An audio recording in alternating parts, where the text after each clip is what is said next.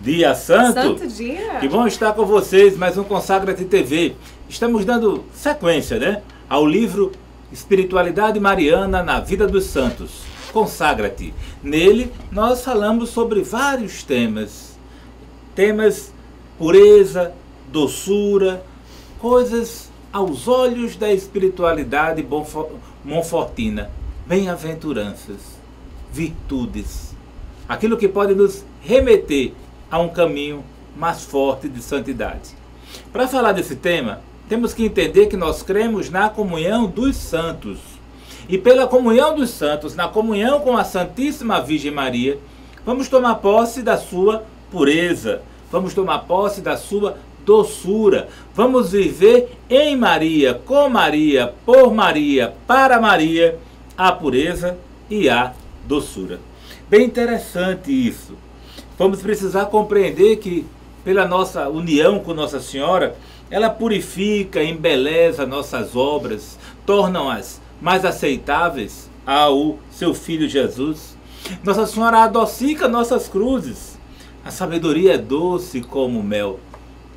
Em Maria, com Maria, nós conduziremos melhor nossas cruzes, com mais doçura, com menos murmuração. Um outro ponto é que São Luís de Montfort, ele vai escrever no seu Tratado da Verdadeira Devoção muitas coisas que podem fazer pontes para esse entendimento de pureza e doçura. Lá no artigo 146, ele discorre a respeito. Essa bondosa Senhora purifica, embeleza e torna aceitável ao seu Filho Jesus todas as nossas obras, porque quando passam pela mão da Santíssima Virgem, tornam-se mais agradável a Deus. Isso é a comunhão dos santos, viu? Isso é a comunhão dos santos. Isso é o papel de Nossa Senhora como medianeira, Nossa Senhora como intercessora, mas é ela em nós levando ao seu Filho Jesus. Nossa Senhora purifica tudo que toca. Tudo que ela toca, ela purifica e torna mais agradável a Deus. Com a sua doçura, com a sua delicadeza, ela embeleza nossas boas ações. Ele coloca um exemplo bem interessante de um camponês. Um pobre camponês que queria fazer uma oferta ao seu rei e fazia uma oferta de uma simples fruta. Mas a doce rainha recebe aquela fruta simples, a coloca numa bandeja de ouro, embeleza, cortando, descascando aquela fruta, e com seus méritos e virtudes apresenta ao rei, daí agradando muito mais ao rei, porque esta fruta foi apresentada a ele pelas mãos da sua rainha. É mais ou menos isso que nós fazemos quando nos consagramos a Nossa Senhora. As nossas boas obras, esse fruto indigno, torna-se digno e bem apresentado, quando pelas mãos virginais de Maria. Ela com doçura apresenta nossas obras a Jesus Cristo. Afinal de contas, Nossa Senhora cuida muito bem dos seus filhos escravos, consagrados, dos seus favoritos. Aqueles que mais se entregam a Nossa Senhora são aqueles que mais recebem o presente de Nossa Senhora, que são as cruzes. Receber cruzes de Nossa Senhora? Pois é, Nossa Senhora presenteia aqueles que ela ama com a maior quantidade e enormidade de cruzes. Mas preste atenção, não desanime. Nossa Senhora, ela também nos dá sustento, força. São os consagrados a Nossa Senhora, são os devotos de Nossa Senhora, aqueles que levam suas cruzes com maior facilidade e com maior mérito. Ela adoça nossas cruzes. E São Luís de Montfort, ele expõe que nós alegremente suportamos essas cruzes. Como uma noz é como uma castanha, uma noz verde, uma noz ainda verde, ela tem um gosto amargo, seco, mas ela confeitada com açúcar, ela se torna um doce caramelado. Então nossas cruzes serão, cruzes amargas passam a ser adocicadas, e nós carregaremos nossa cruz até o fim, como consagrados, como escravos de amor da Santíssima Virgem, levar com muito amor, com muita doçura, as nossas cruzes.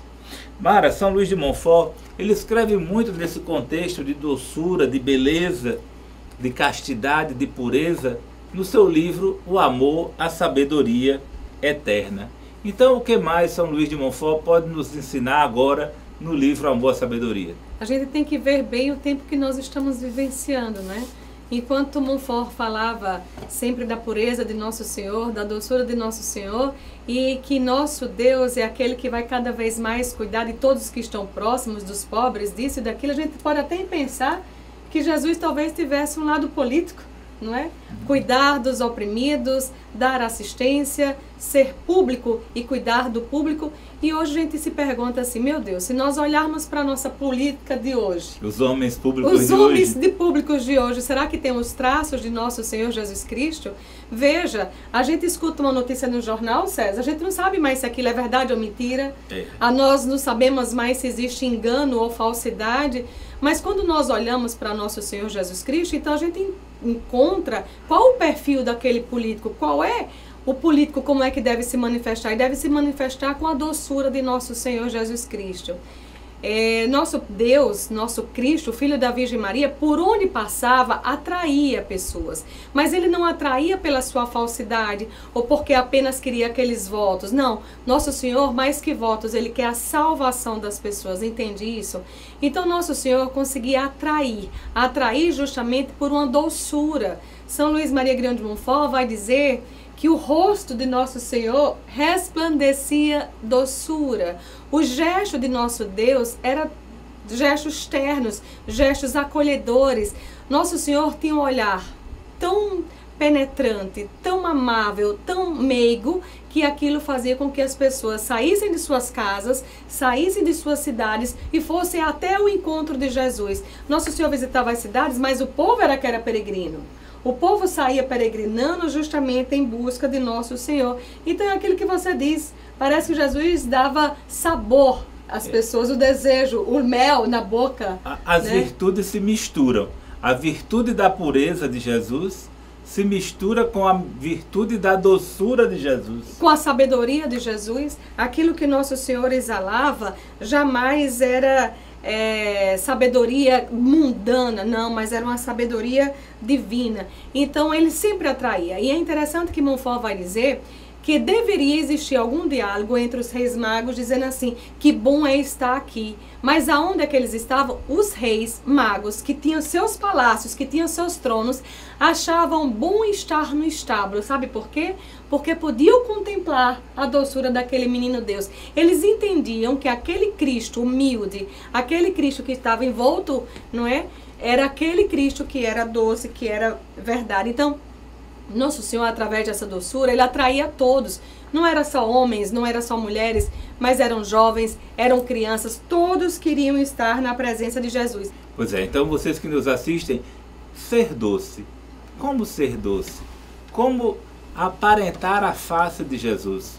Como ser Jesus?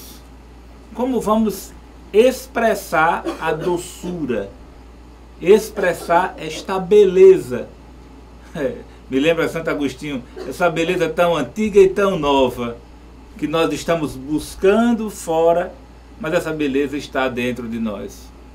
Está lá o poema Tarde Te Amei, ó beleza tão antiga. E essa beleza está dentro de nós. Então quando buscamos Cristo dentro de nós, vamos encontrar pureza, vamos encontrar doçura.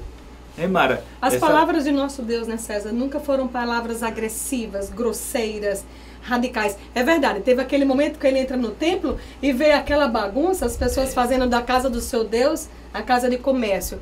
Mas as pessoas sempre tiveram uma boa palavra de Deus. Ele não quebra doçura. Um caniço rachado, não apaga uma chama que fumega. O nosso Senhor, ele sempre vem para cuidar. Era manso e humilde. E uma coisa assim que chamava muita atenção de Montfort na doçura de Deus era a sua palavra, era a sua sabedoria, era a sua eloquência. Não podemos esquecer, né, gente? Nosso Senhor é o Verbo encarnado. Então toda essa sabedoria fazia com que ele atraísse multidões. Quando nós vemos Nosso Senhor pregando no Sermão das Montanhas, não era 2, 3 homens, era 1.000, 2.000, 3.000, 5.000 homens que eram atraídos justamente para isso. Então, não vai dizer que para os apóstolos Nosso Senhor cativava, para os doentes Ele curava, para os aflitos Ele consolava. Ai, meu Deus, como é bom escutar a palavra de Nosso Senhor. Como é bom, às vezes, nos momentos de aflições que nós temos, estarmos na Santa Missa, escutarmos o Evangelho e ver os ensinamentos de nosso Deus. Então, isso vai cada vez mais nos fortalecer. Monfort também diz uma coisa bem interessante, César, que eu achei. Ele dizia assim, que alguns autores escreviam que existia a possibilidade que na hora que Nosso Senhor estava passando a paixão de Cristo, quando os soldados iam esbofetear Nosso Senhor, o que é que eles faziam? Eles não podiam olhar para o olhar de Jesus. Por quê? Porque o olhar de Jesus era tão terno que aquilo serviria de uma arma em defesa. Então, se os soldados fossem bater em Jesus, olhasse o olhar de candura de Nosso Senhor, eles não teriam força para fazer suas maldades, né? Então, ele simplesmente cobriu o rosto de Jesus para que nem eles mesmos vissem, porque senão eles teriam que ficar em defesa. O místico via que Jesus foi esbofeteado com o rosto coberto, com o manto. Né? Isso é belo, né? O olhar de Nosso Senhor.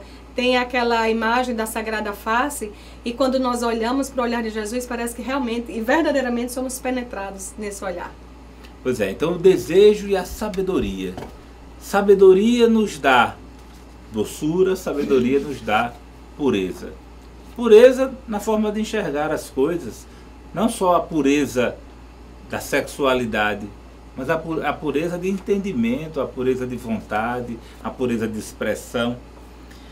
O desejo da sabedoria, né? Então esse desejo da sabedoria é um dom de Deus. Você sabia? Nem todos desejam ter sabedoria. Nem todos desejam fazer como Jesus fazia. E você que nos assiste, você deseja a sabedoria? Quem deseja a sabedoria deve guardar os mandamentos do Senhor. Quem guarda os mandamentos do Senhor receberá sabedoria em profusão. Então, quando você vive, não peca contra a castidade, não deseja a mulher do próximo, não mata, não rouba, a sabedoria vem ao seu encontro. Então, medite os preceitos do Senhor, medite os seus mandamentos, que Ele te mandará sabedoria, Ele te remeterá sabedoria. A sabedoria não entra numa alma perversa. As almas perversas, as almas luxuriosas, a sabedoria não entra. Bem-aventurados os puros, porque verão a Deus. A pureza nos faz contemplar a face do Pai. Então, mas é necessário que nós tenhamos um desejo sincero de ter sabedoria, um desejo sincero de cumprir os mandamentos. Afinal de contas, na nossa igreja tem uma infinidade de insensatos, de preguiçosos, que têm milhares de desejos, fantasias, verdadeiras fantasias, e não conseguem fazer o verdadeiro bem. Não tem sabedoria para o verdadeiro bem. São fantasias espirituais. Não conseguem frutificar nas posições e direcionamentos que tomam. Esses preguiçosos, o desejo do preguiçoso leva à morte. A preguiça leva a não dar resposta. A não resposta leva à morte, né? Então, o Espírito Santo de Deus, ele nos pede sinceridade, que nós não sejamos almas com duplicidade de expressão, duplicidade de entendimento. Não, nós temos um entendimento. Jesus, caminho, verdade, vida. A gente está falando de temas antigos, mas a igreja manifesta também Nossa Senhora, a espiritualidade da pureza, da doçura, também em novos documentos. Por exemplo, o documento de Aparecida, o Papa Bento muito nos ensina sobre uma vida virtuosa. Então, Mara, o que mais o Papa Bento XVI, ele nos orienta nesse documento de Aparecida no tema de hoje? Veja só, a Virgem Maria pode ser considerada uma mulher doce, uma mulher terna. E uma mulher terna por quê? Porque ela é meiga, porque ela é afetuosa.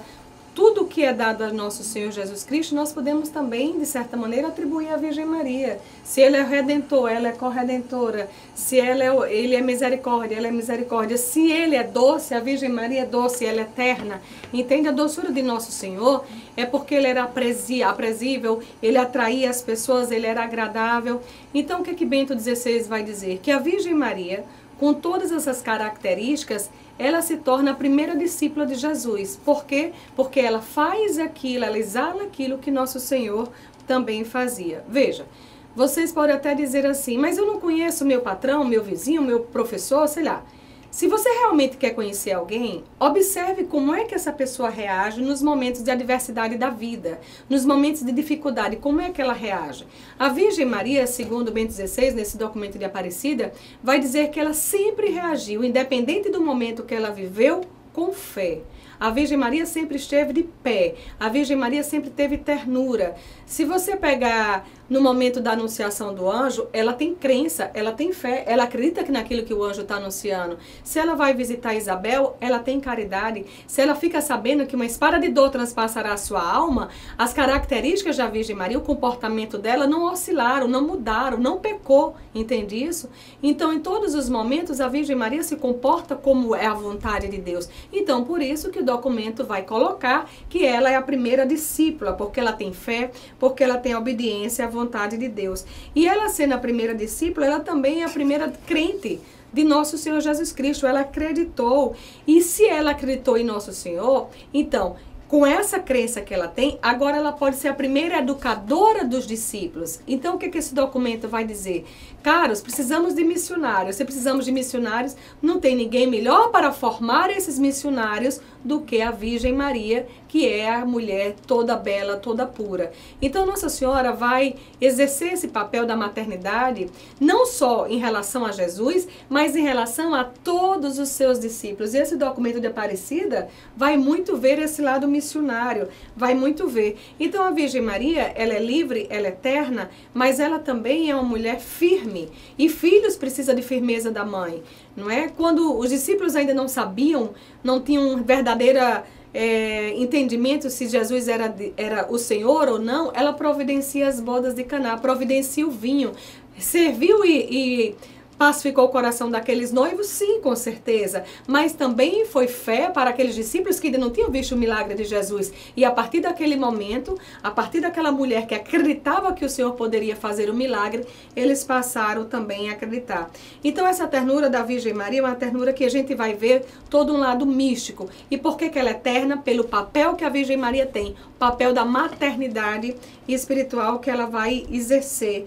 No cenáculo, ela está junto com os discípulos, ela está junto com os apóstolos. Então nós podemos dizer que nossa igreja tem um caráter mariano, sim, porque nasceu ao lado da Virgem Maria, nasceu porque a Virgem Maria estava próxima. Então Nossa Senhora, o que é que ela vai fazer? Ela sempre vai buscar harmonia entre os discípulos. Às vezes é de uma mesma comunidade, mas existem as arengas, existem as discórdias, e a Virgem Maria vai provocar o quê? Cada vez mais essa reconciliação.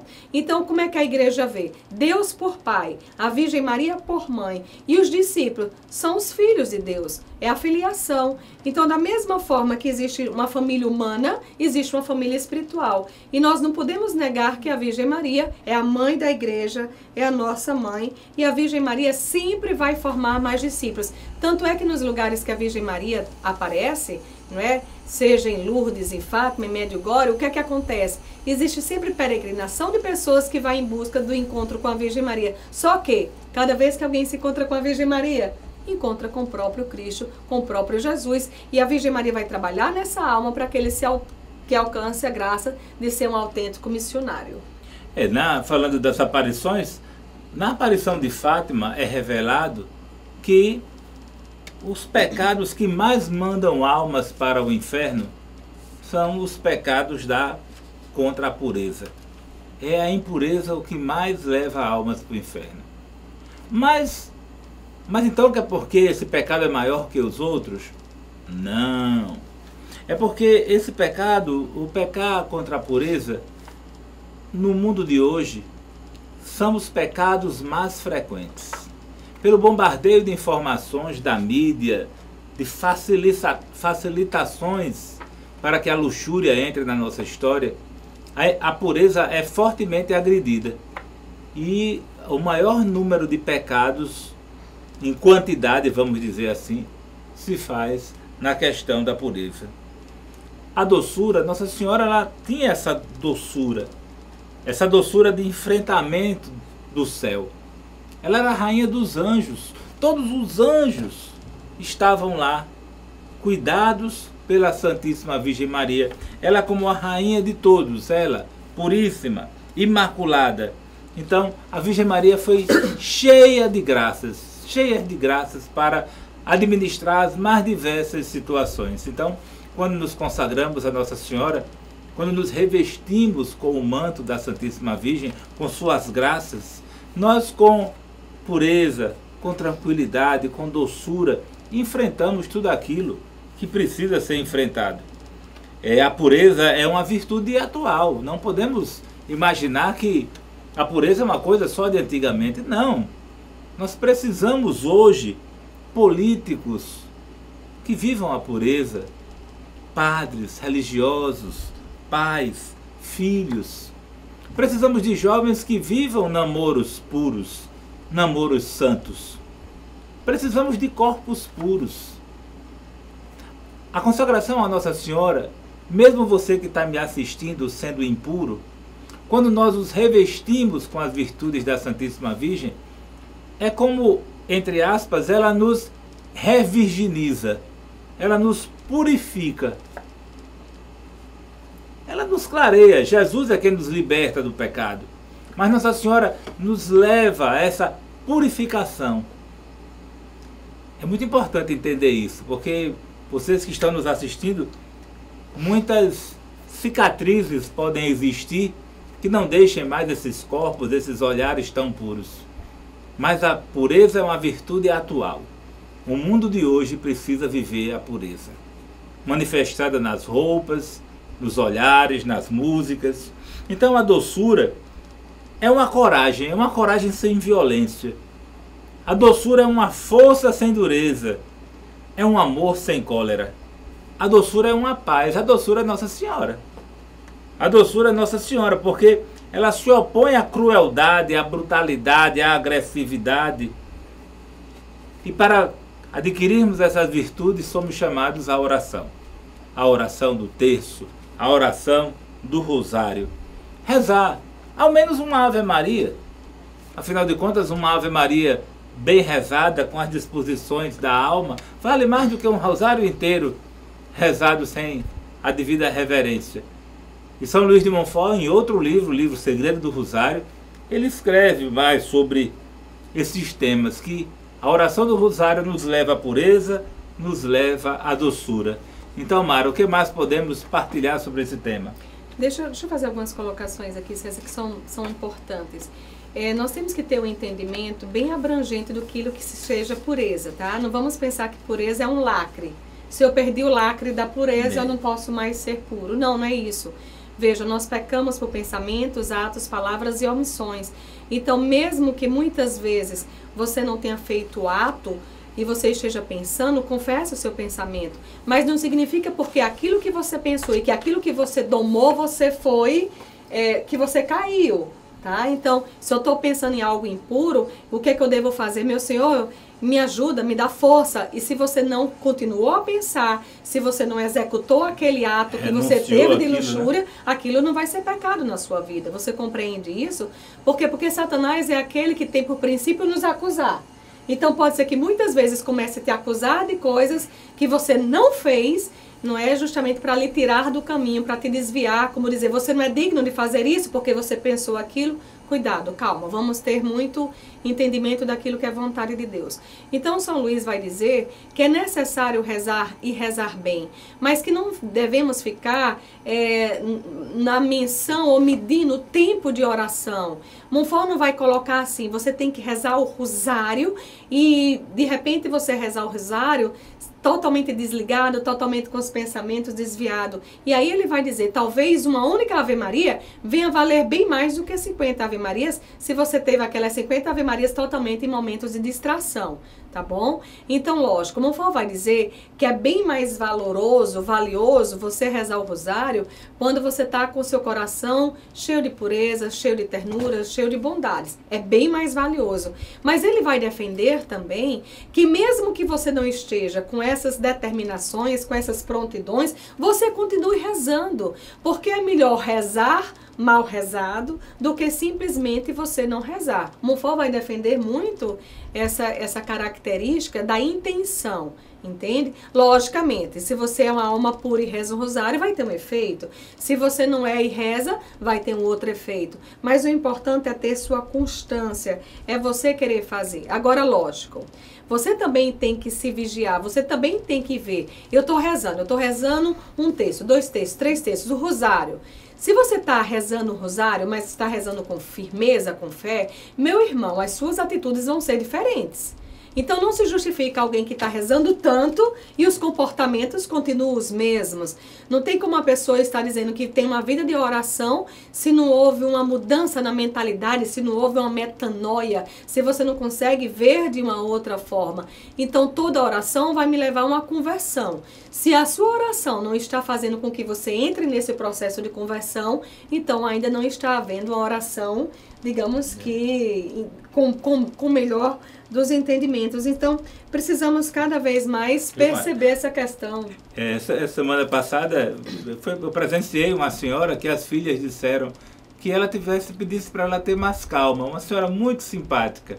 Mas ela rezava o texto, mas no meio do texto ela gritava e brigava com as pessoas. Rezando o texto, ela era mal criada. E a gente brincando até, ela está rezando o texto, se alguém fizer raiva ela dá com o texto. Eita! Então, na verdade, o entendimento da oração do texto tem que ser ressignificado. Afinal de contas, o texto tem que nos acalmar, tem que nos adocicar, tem que nos purificar. Ele vai dizer assim que para o santo, para o puro de coração, o texto vai levar cada vez mais a uma santificação de alma, né? Uma perseverança. Vai estar cheio de graça. Mas para o pecador, a reza do rosário também tem um efeito muito forte, que vai cada vez mais fazer com que a pessoa se toque. Opa, estou desagradando a Deus. Então, se estou desagradando a Deus, como é que eu posso retornar? Como é que eu posso voltar? Meu irmão, é necessário se cobrir com o manto da Virgem Maria, certo? Seja pecador, seja santo, temos que ter esse manto da Virgem Maria sobre nós. Mas termos sempre o entendimento também que não podemos abusar. Ou então ser aqueles devotos presunçosos. Eu já tenho um escapulário, eu rezo uma Ave Maria, vou ser salvo. Cuidado! Pode ser que você não se depare com essa salvação eterna. Porque não podemos também brincar com nosso Senhor.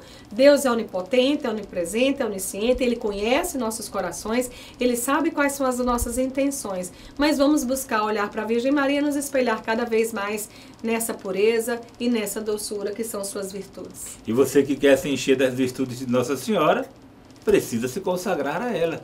Adquira um dos nossos livros, um dos livros da coleção Consagra-te, o Consagra-te Totus Tuus, o Consagra-te Espiritualidade Mariana na Vida dos Santos, o Consagra-te As Portas do Inferno Não Prevalecerão, nosso devocionário, nossos discos. Entre em contato conosco pelo nosso site www.disciplosdamandedeus.com.br e comece seus exercícios espirituais. É isso, então, deixar um cheirinho para todos. Consagra-te.